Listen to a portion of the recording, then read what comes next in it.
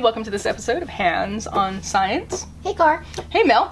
I've got quite the activity for you today. We're going to be making a catapult out of craft sticks. Catapult out of craft sticks. So I've got this little portion cup. You can find these like in a little takeout container. Sometimes I'll have like a ketchup or dip in it. And it's got just a little bit of double stick tape on the back.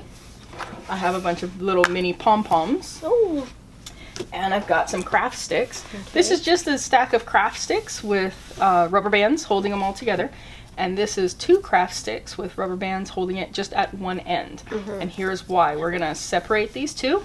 And we're going to take our big bundle and we're going to put them in the middle. Okay.